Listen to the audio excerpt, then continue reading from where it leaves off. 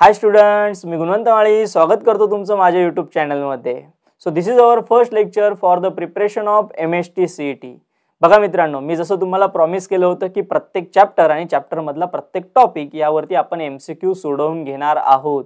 So त्यासाठीच आपण आज आपलं पहिलं लेक्चर घेतोय, that is chapter number first solid state. बघा तुमच्या सिलेबसचा पहिला चॅप्टर सॉलिड स्टेट यावरील प्रत्येक टॉपिक वरती आपण आज MCQ डिस्कस करणार आहोत. सो चला तर सुरू करूया. कुठला टॉपिक आपला फर्स्ट? बघा तुमच्या टेक्स्टबुक मधला जो पहिला टॉपिक आहे that is classification of a solid state. Solid स्टेटचं क्लासिफिकेशन दिलंय. नक्कीच तुम्ही सगळी थेरी वाचली असेल. थेरी वाचली नसेल तर बघा मित्रांनो, मी तुम्हाला डिस्क्रिप्शन बॉक्समध्ये माझ्या सर्व लेक्चर्सचे लिंक तुम्हाला मी शेअर केलेली आहे. सो तुम्ही जर थेरी वाचली नसेल तर प्लीज एकदा डिस्क्रिप्शन बॉक्समध्ये जा. माझे सगळे थेरी लेक्चर्स तुम्हाला easily free of cost YouTube चॅनलवरती अवेलेबल आहात. डिस्क्रिप्शनमध्ये जाऊन तुम्ही जस्ट लिंकवर क्लिक करून सगळे व्हिडिओज बघू शकतात. टोटल सॉलिड स्टेट चॅप्टर तुम्हाला तिथे अवेलेबल करून दिलेला आहे. सो जास्त वेळ जाणार नाही, जस्ट तुम्ही तिथे जाऊन तुम्ही फक्त लिंकवर क्लिक करा, तुम्हाला सगळे व्हिडिओज इझिली अवेलेबल होऊन जातील. सो चला तर आपण MCQ सोडवायला सुरुवात करूया. So friends, so this is our first MCQ. Which of the following is not a conductor of electricity in a solid state but conductor in a melted or a dissolved state? काय question आहे बघा मित्रांनो, की तुम्हाला असा solid विचारलेला आहे which is not a conductor of electricity in solid state. तो सॉलिड स्टेट मध्ये असताना इलेक्ट्रिसिटी कंडक्ट करत नाही, but conductor in a melted state. पण तो मेल्ट झाल्यानंतर इलेक्ट्रिसिटी कंडक्ट करतोय, किंवा आपण त्याला वॉटर मध्ये डिझॉल्व केलं तर तो इलेक्ट्रिसिटी कंडक्ट करतो. सो असा कोणता सॉलिड असेल? बघा आपल्याला चार ऑप्शन्स दिलेले, that is covalent, ionic, molecular and metallic. असे चार टाइप्स आहेत. सगळ्यांना माहिती आहे क्लासिफिकेशन मध्ये हे चार टाइप्स येतात. मग यापैकी कुठला सॉलिड असा आहे? बघा याचं करेक्ट आन्सर आहे that is ionic solid. Correct answer आहे आयोनिक सॉलिड. आयोनिक सॉलिड का रे? तर हे जे दोन आयन्स असतात दॅट इज कटायन अँड एनायन्स, हे जे दोन्ही आयन्स असतात, हे दोघं आयन्स ज्यावेळेस वॉटर मध्ये आपण ऍड करतो तर ते ऍड केल्यानंतर सेपरेट आउट होतात.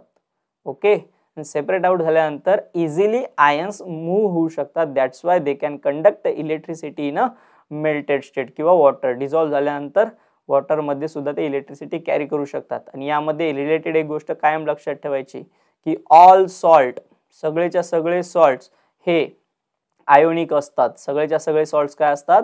आयोनिक असतात. आणि ते मेल्ट झाल्यानंतर इलेक्ट्रिसिटी कॅरी करतात. ते सॉलिड स्टेटला कधीच इलेक्ट्रिसिटी कॅरी करत नाही. सो जम्बलिंग करायची नाहीये. चलो आपण आता नेक्स्ट MCQ कडे जाऊया.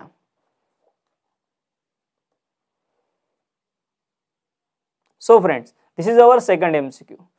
Which of the following have a high melting point and a boiling point and they are hard? बघा क्वेश्चन कसा आहे. जनरली दोन क्वेश्चन्स मी तुमच्यासाठी एकत्र करून दिलेले. कसं असतं की प्रत्येक सेपरेट लाईन वरती वेगवेगळा MCQ बनवणं शक्य नसतं मित्रांनो. बघा आपण तिन्ही लाईन्स एकत्र करून घेतलेल्या आहेत. तो क्वेश्चन काय आहे बघा तुमच्या पुढे.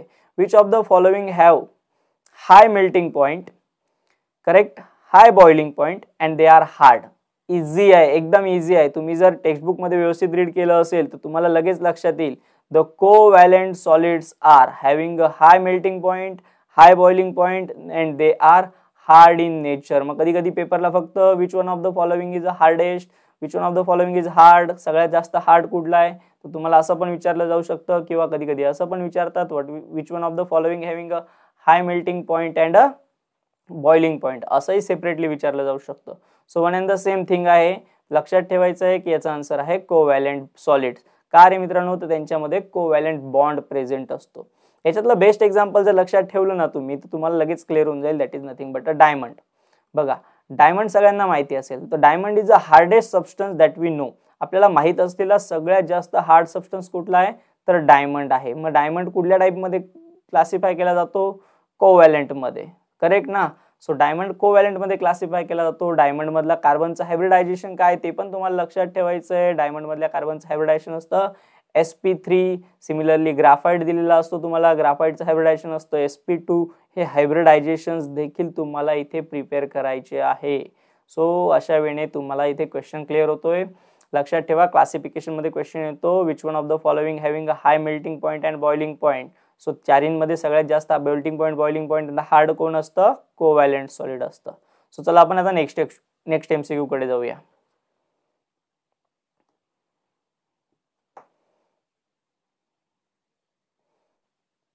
So friends, this is our next MCQ. Which of the following shows ductile property? बघा, which one of the following show ductile property? बघा, ductile property काय असते? डक्टिलिटी, मेलेबिलिटी प्रॉपर्टी शिकलात का? शाईन, या सगळ्या कोणाच्या प्रॉपर्टीज आहेत? डक्टिलिटी, मराठीमध्ये तन्यता, वर्धनीयता अशा प्रॉपर्टीज बघितल्या असतील तुम्ही 8-9 स्टँडर्डला. सो या सगळ्या प्रॉपर्टीज कोणाच्या असतात? करेक्ट. काही स्टुडंट्स एकदम करेक्ट आन्सर देत आहेत. These are all properties of a metal. या सगळ्या प्रॉपर्टीज कोणाच्या असतात रे? या सगळ्या प्रॉपर्टीज असतात मेटलच्या. सो मेलेबिलिटी, डक्टिलिटी, शाईन असणे, साऊंड करतात ते, या सगळ्या प्रॉपर्टीज कोणाच्या असतात? मेटलच्या असतो. That's why the ductility property shown by the metallic solid. Okay, metallic solid हे डक्टिलिटी प्रॉपर्टी दाखवतात. चला आपण आता नेक्स्ट MCQ कडे जाऊया.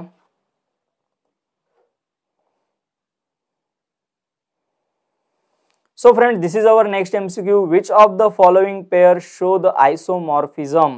First of all, what is mean by isomorphism? काय आहे तुम्हाला माहित असलं पाहिजे. Isomorphism काय असतं? Iso means same, morphism formation. बघा, when two or more compounds, ज्यावेळेस दोन किंवा दोनापेक्षा जास्त compounds, two or more compounds, okay, जे सेम क्रिस्टल स्ट्रक्चर्स दाखवतील. काय दाखवत असतील? Same crystal structure. Okay, same crystal structures जे दाखवतील त्यांना म्हटलं जातं, त्यांना काय म्हटलं जातं? त्यांना म्हटलं जातं आयसोमॉर्फिझम. जे सेम क्रिस्टल स्ट्रक्चर्स दाखवतील त्यांना म्हणायचं असतं आयसोमॉर्फिझम, किंवा त्यांचा सेम ॲटॉमिक रेशो असतो, सेम ॲटॉमिक रेशो असतो, त्यांना म्हटलं जातं isomorphs. Okay, so atomic ratio same कोणाचा आहे बघा बरं यांच्यामध्ये बघायला जातं. तर आपण जर खालून सुरुवात केली तर HNO3 आणि HCl याच्यामधल्या ॲटम्सचा रेशो बघितला तर 1:2 1:2 3 आहे. इथे काय रे? 1:2 1:2 1 आहे. सो सिमिलरली तुम्हाला लगेच कॅल्क्युलेट करता येईल. इथे Na 1 आहे, Cl 1 आहे, Mg 1 आहे, Cl 2 आहे. इथे काय बघा, 1 कार्बन आहे, 4 हायड्रोजन ॲटम्स आहेत, 1 नायट्रोजन आहे, 3 हायड्रोजन ॲटम्स आहेत. सो इथे पण मॅच नाही होत. But in this case, first केसमध्ये बघा काय दिलाय, इथे एक Na आहे, H21 एक फ्लोरीन आहे. करेक्ट. सिमिलरली एक Mg आहे आणि H21 एक ऑक्सिजन आहे. मग इथे सेम ॲटॉमिक रेशो आहे. That's why they are a isomorphs. त्यामुळे ते काय झाले तर मित्रांनो आयसोमॉर्फ्स. म्हणून हे जे दोन कंपाऊंड्स आहेत दॅट इज सोडियम फ्लोराईड आणि मॅग्नेशियम ऑक्साईड, हे दोघं आयसोमॉर्फिझम शो करतील. सो आयसोमॉर्फिझम तुम्हाला क्लिअर झाला असेल की ज्यांच्यामध्ये सेम ॲटॉमिक रेशो असतो त्यांना म्हटलं जातं आयसोमॉर्फ्स आणि त्या फेनॉमेनॉनला म्हटलं जातं आयसोमॉर्फिझम. ओके, चलो आपण आता नेक्स्ट MCQ कडे जाऊया. So this is our next MCQ. Which one of the following is an example of amorphous solid? बघा क्वेश्चन काय, which one of the following is an example of amorphous solid? आपल्याला दोन main type माहिती होते. एक होता crystalline solid, correct, एक होता क्रिस्टलाइन सॉलिड आणि दुसरा होता amorphous solid. Amorphous solid, crystalline solid आणि अमॉर्फस सॉलिड मधला फरक काय मित्रांनो? Crystalline solids are a true solid while amorphous solids are a pseudo solids. Crystalline solids मध्ये रेग्युलर अरेंजमेंट होती पार्टिकल्सची, अमॉर्फस सॉलिड मध्ये रेग्युलर अरेंजमेंट नव्हती. मी माझ्या एका इम्पॉर्टंट MCQच्या लेक्चरमध्ये देखील हा MCQ डिस्कस केलेला आहे. सो तिथे तुम्हाला याचे अजून एक्झाम्पल्स मिळतील बघा. सो याचं करेक्ट आन्सर काय? आईस नक्कीच नाही. आईस हायड्रोजन बॉन्डेड सॉलिड्स मध्ये येतो. Correct. Hydrogen bonded is a type of, कसला टाइप आहे सांगा? हायड्रोजन बॉन्डेड मॉलिक्युलर सॉलिडचा टाइप आहे. नेक्स्ट सॉल्ट आयोनिक मध्ये क्लासिफाय केला जातो. त्यानंतर गोल्ड आहे, हा पण तुमचा मॉलिक्युलर सॉलिड्स मध्ये क्लासिफाय केला जाईल. So what is metallic solids मध्ये क्लासिफाय केला जाईल. सो व्हॉट अबाउट द टार? टार काय झाला? तो टार इज अ अमॉर्फस सॉलिड. टार काय असणार आहे? अमॉर्फस असणार आहे. सो टार सोबत अजून एक्झाम्पल कसलं येतं? टार सोबत एक्झाम्पल येतं प्लास्टिक, नेक्स्ट येतं रबर, प्लास्टिक रबर, त्यानंतर ग्लास, प्लास्टिक रबर ग्लास आणि टार, हे सगळे एक्झाम्पल्स कोणाचे आहेत? अमॉर्फस सॉलिडचे एक्झाम्पल्स आहेत. सो अमॉर्फस सॉलिडचे हे चारीचे चारी एक्झाम्पल्स व्यवस्थित लक्षात ठेवा. कुठलंही एक्झाम्पल पेपरला येऊ शकतं, कधी कधी चारही एक्झाम्पल्स पेपरला येतात आणि कोणता नाही असं विचारतात. So this is the simple MCQ होता, पण लक्षात ठेवा इथे सिंपल जरी वाटत असेल मित्रांनो, सो तुम्हाला प्रत्येकाचे एक्झाम्पल्स व्यवस्थित प्रिपेअर करायचे. चॅप्टर सगळा प्रिपेअर करणार, न्यूमेरिकल सगळी प्रिपेअर करणार आणि एक्झाम्पल्सच व्यवस्थित प्रिपेअर नाही केले तर प्रॉब्लेम होऊन जाईल ना. सो दॅट्स वाय तुम्हाला करायचं काय, व्यवस्थित एक्झाम्पल्स देखील प्रत्येकाचे वाचायचे.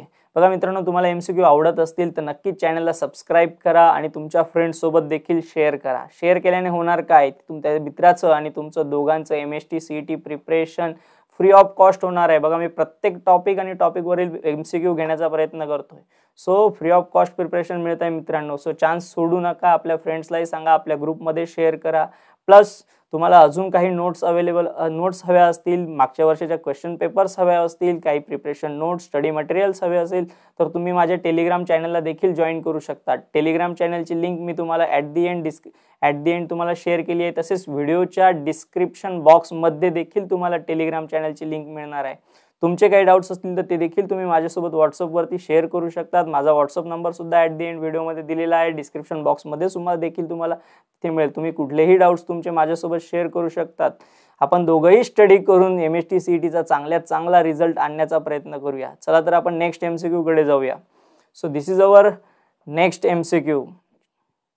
Which of the following is not anisotropic. बघा काय विचारलंय, which one of the following is not anisotropic. काय विचारलंय तुम्हाला, anisotropic. So first of all, what is mean by isotropic and what is mean by anisotropic. Isotropic आणि anisotropic मधला फरक काय तो माहित असणं गरजेचं आहे बाळांनो.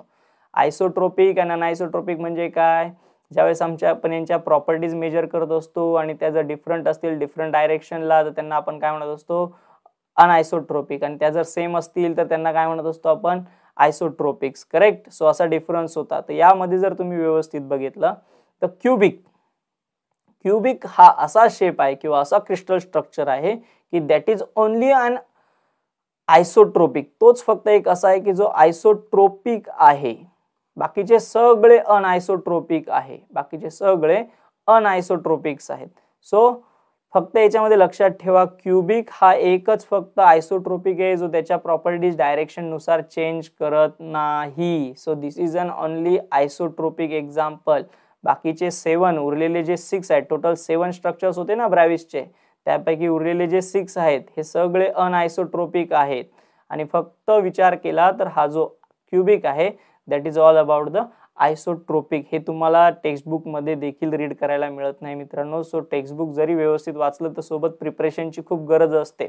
सो दॅट्स वाय म्हणून मी सांगतोय तुम्हाला युट्यूब चॅनलला कंटिन्यू जॉईन राहा, व्हिडिओज बघत राहा. सो तुम्हाला ज्या एक्स्ट्रा नॉलेजच्या गोष्टी आहेत त्या देखील मिळत राहतील.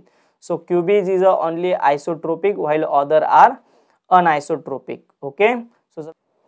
सो फ्रेंड्स बघा, which of the following is a network solid. Which one of the following is a network solid. इथे आपल्याला काय विचारलंय की खालीलपैकी कोणता नेटवर्क सॉलिड फॉर्म करतो. इझी आन्सर आहे एकदम, network like structure. Network like structure कोणाचं असतं, that is a example of diamond. Diamond तुम्हाला काय दाखवत असतो रे, नेटवर्क लाईक स्ट्रक्चर दाखवतो. It having a hybridisation that is nothing but a sp3 hybridisation सोबत तो आपल्याला नेटवर्क लाईक स्ट्रक्चर दाखवत होतो. याच्यासोबत आपल्याला अजून एक्झाम्पल्स देखील विचारू शकतात. That is nothing but a कॉर्ड्सचं एक्झाम्पल आहे SiO2. ओके, कॉर्ड्सचं एक्झाम्पल आहे. त्यानंतर तुम्हाला कार्बोरंडमचं देखील एक्झाम्पल पेपरला येऊ शकतं. हा देखील तुमचा नेटवर्क लाईक स्ट्रक्चर फॉर्म करत असतो. सिमिलरली तुम्हाला बोरॉन नायट्राइटचं देखील एक्झाम्पल येऊ शकतं. बघा, boron nitrite. Okay, boron nitrite हा देखील तुमचा network like solid structure form करत असतो. सो नेटवर्क स्ट्रक्चर मध्ये तुम्हाला कुठलेही एक्झाम्पल येऊ शकतं. सो हे एक्झाम्पल्स व्यवस्थित लक्षात ठेवा. Diamond, quartz, SiO2 that is nothing but a carborundum, boron nitride हे सगळेचे सगळे काय दाखवतात रे, नेटवर्क सॉलिड स्ट्रक्चर दाखवतात. चला आपण आता नेक्स्ट MCQ कडे जाऊया. सो आपला नेक्स्ट MCQ आहे wax is an example of. बघा काय क्वेश्चन विचारला, वॅक्स कसलं एक्झाम्पल आहे. आता हे असे एक्झाम्पल्स आहेत मित्रांनो जे कंटिन्युअसली पेपरला विचारले जातात. So wax is a example of what, covalent, ionic, molecular आहे की मेटॅलिक आहे. So it's correct answer is that molecular solid. मला नाही वाटत की तुम्ही असे एक्झाम्पल्स प्रिपेअर केले असतील. सो व्यवस्थित प्रिपरेशन करायचं आहे मित्रांनो. नसेल जमत तर थेरी लेक्चर्स बघायचे आहेत, तुमचं सगळं प्रिपरेशन ऑटोमॅटिकली होऊन जाईल. सो व्यवस्थित प्रिपरेशन करायचं आहे. सो मॉलिक्युलर सॉलिड हा जो वॅक्स आहे, हा वॅक्स कसला टाईप पडतो, मॉलिक्युलर सॉलिडचा टाईप पडत असतो. सोबतच त्याच्यासोबत अजून काय काय एक्झाम्पल्स असतात, दॅट इज आईस. हा देखील मॉलिक्युलर सॉलिड मध्ये येत असतो. सिमिलरली तुमच्याकडे अजून एक्झाम्पल्स असतात, that is nothing but a solid CO2, solid CO2 solid carbon dioxide हे देखील त्याचं एक्झाम्पल येतं. त्यानंतर अजून एक्झाम्पल असतात, that is nothing but iodine देखील मॉलिक्युलर सॉलिडचं एक्झाम्पल आहे. सो हे एक्झाम्पल सुद्धा व्यवस्थित प्रिपरेशन करायचे. आता इथे वॅक्स विचारलाय म्हणून पेपरला वॅक्सच येईल असं नाही, पेपरला कदाचित आयोडीन देखील येऊ शकतो. सो अशा वेळी व्यवस्थित प्रिपेअर करायचं आहे. Iodine, solid, CO2, ice and wax, these are all the types of molecular solid. Next question आहे, that is constituent particles of a solid have. बघा थोडासा फिजिक्सशी रिलेटेड क्वेश्चन आहे की सॉलिड मधले जे कन्स्टिट्युएंट पार्टिकल्स असतात ते खालीलपैकी कोणती मोशन दाखवत असतात. So which motion they show? Translation motion दाखवतात का रे ते एका ठिकाणाहून दुसऱ्या ठिकाणी जातात का व्हायब्रेटरी मोशन दाखवतात, जागेवरतीच फक्त असे व्हायब्रेट होत असतात, left and right, left right किंवा टू अँड फ्रो असे व्हायब्रेटरी मोशन दाखवतात, की रोटेटरी मोशन दाखवतात, ते मॉलिक्युल्स असे जागेवरती गोल गोल गोल गोल गोल गोल फिरत असतात का, की ऑल ऑफ द अबव सगळ्यावरच्या मोशन्स दाखवतात. बघा व्यवस्थित बघायचं आहे की ज्या वेळेस आपण सॉलिड स्टेटचा स्टडी करतो त्यांच्यामधले हे जे कन्स्टिट्युएंट्स पार्टिकल असतात हे पार्टिकल्स जागेवरती गोल गोल फिरत नाहीत किंवा ते एका ठिकाणाहून दुसऱ्या ठिकाणी देखील मूव्ह करत नाही. तर ते काय करतात, फक्त जागेवरती असे व्हायब्रेशन्स क्रिएट करत असतात, ज्यामुळे त्यांचं टेम्परेचर वगैरे वगैरे असे एन नंबर ऑफ प्रॉपर्टीज असतात ज्या डिपेंड करत असतात त्यांच्या मोशनवरती. सो ते फक्त आणि फक्त कोणती प्रॉपर्टी दाखवतात, that is vibratory motion, to and fro असं जागेवरती मागे पुढे होत असतात. This motion is nothing but a vibratory motion. The constituent particle present in the solids are showing the vibratory motions. Okay, so next हे होते सगळे क्लासिफिकेशन ऑफ सॉलिडच्या बेसिसवरती असलेले क्लासिफिकेशन. यामध्येही अजून इन डिटेल प्रिपरेशन तुम्ही करू शकता, थेरी लेक्चर्स बघू शकतात मित्रांनो. चांगला अभ्यास करायचा, MST CETला नक्कीच तुम्हाला चांगला स्कोर येणार आहे. चांगला स्कोर येण्यासाठी माझे व्हिडिओज कंटिन्युअसली बघत राहा. चॅनलला सबस्क्राईब करायला विसरू नका. सबस्क्राईब केल्यावर तुम्हाला सगळे नोटिफिकेशन्स मिळत जातील, जेणेकरून तुमचा कुठलाही MCQ आणि कुठलाही चॅप्टरचा टॉपिक स्किप होणार नाही. प्लस तुम्हाला जे काही डाऊट्स असतील ते तुम्ही मला व्हॉट्सअपवरती माझ्यासोबत शेअर करू शकतात. तुम्हाला व्हॉट्सअप नंबर मी ऑलरेडी प्रोव्हाइड करून दिलेला आहे. सो तुम्ही व्हॉट्सअपवरती जॉईन होऊन तुमचे डाऊट्स माझ्यासोबत शेअर करू शकता. रॅदर दॅन दॅट तुम्हाला यूट्यूब चॅनल तर ऑलरेडी माहीत आहे, that is Gunwant Mali. So चॅनलला सबस्क्राईब करायला विसरू नका. तुम्हाला सगळे व्हिडिओज तुम्हाला तिथे इझिली अवेलेबल होऊन जातील. नेक्स्ट आहे दॅट इज केमिस्ट्री बाय गुणवंत माली. आपला असा टेलिग्रामचा ग्रुप आहे मित्रांनो. त्या ग्रुपला तुम्हाला जॉईन होण्यासाठी मी तुम्हाला ऑलरेडी लिंक शेअर केलेली आहे. सो त्या लिंकला इन्व्हाइट करायचं आहे, तुम्हाला त्या लिंकला भेट द्यायची आहे आणि तुम्ही डायरेक्टली माझ्या ग्रुपमध्ये जॉईन होणार, जिथे मी तुम्हाला आपल्या चॅप्टर सोबत रिलेटेड सगळे MCQs plus question papers plus तुम्हाला स्टडी मटेरियल या सगळ्या गोष्टी इझिली अवेलेबल करून देणार आहे. सो टेलिग्राम चॅनलला जॉईन व्हायला विसरायचं नाहीये, टेलिग्राम चॅनलला जॉईन करायचं आहे मित्रांनो. जॉईन झाल्याचा फायदा असा असणार आहे की तुम्हाला पुढच्या व्हिडिओचे नोटिफिकेशन्स देखील मिळत राहतील आणि कंटिन्युअसली तुम्ही माझ्यासोबत व्हिडिओ जॉईन करू शकतात. So thank you very much. Channel आवडलं असेल, व्हिडिओ आवडला असेल तर चॅनलला सबस्क्राईब करा, शेअर करा तुमच्या फ्रेंड्स सोबत. So thank you very much.